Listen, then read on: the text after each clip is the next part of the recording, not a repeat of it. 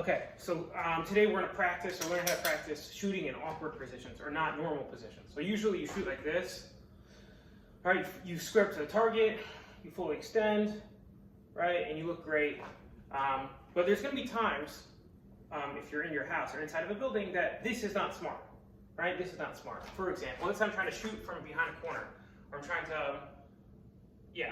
going in my house and I have to shoot down a corner, or shoot down a hallway, or this is my house, it's into the kitchen from behind this wall. I wouldn't want to go like this, right?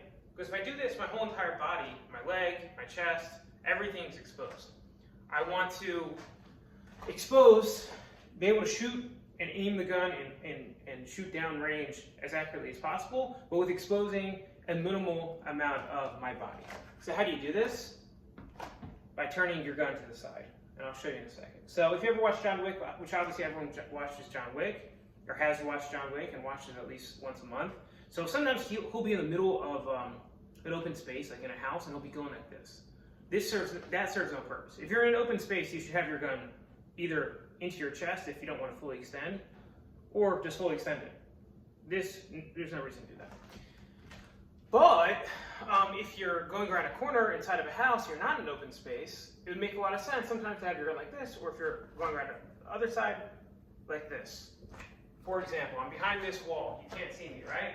So just so you know, obviously this is obvious, but my legs, even if I have my legs behind a wall, my shoulder and arms are a few inches, I mean, mine are not so many inches, but a few inches thicker and wider than my lower body, right? Because my arms extend, they're wider than my lower body. So just make sure if you're trying to hide behind a wall, you have to get a few inches in. Not just have your leg hidden, but also you have to have the rest of your body. Because right here, you can't see my leg, but I'm assuming you can see my shoulder, right? Yeah, you can still see my shoulder if you can't see my leg, which is obvious. So you have to get a few inches off.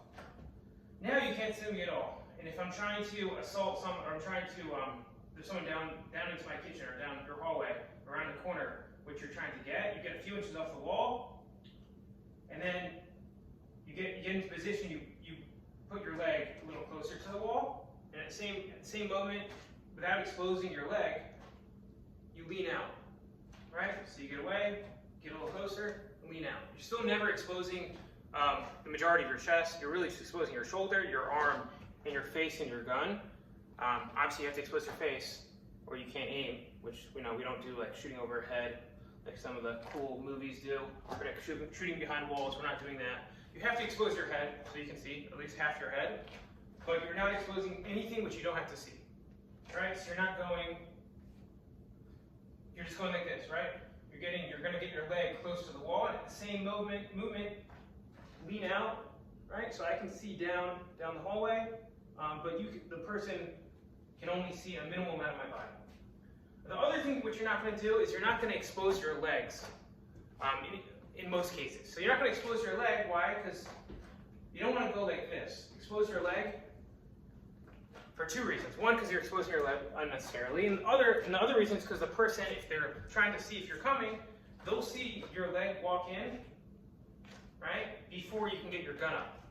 So they'll have a split second to react, a little bit more reaction time like this.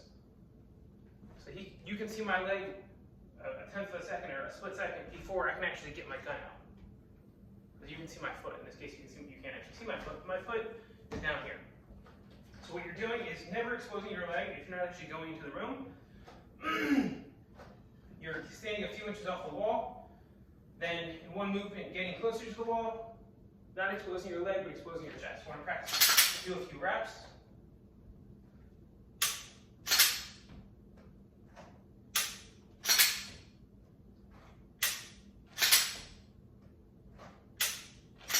I'm using the camera to aim the camera.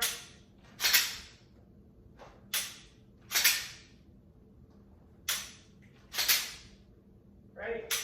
So obviously you don't practice, or at the range you don't practice shooting like this unless you're a gangster. But even shooting like a gangster, having your gun to the side does make sense. Not one-handed like a gangster, that doesn't really make sense. But shooting like a gangster to the side does make sense if you're shooting around cover. So we'll practice a few more times. And it's a nice thing to videotape yourself, to see how you look coming into the room, and see how quickly you get into the room, and to make sure that you can do this, you understand how many inches you have to get into the room or into this corner so the rest of your body is not exposed. So I'm not like this. I think I'm not exposed because my leg is behind the wall, but you can see my shoulder, right? So it's just good. It's actually good for training to actually videotape yourself. You had a little tripod. Okay, so that serves two purposes. One, you're trying not to expose yourself as little as possible. And the other thing is you're not trying to give the split-second warning where the person can see part of your body before you can see them with your gun.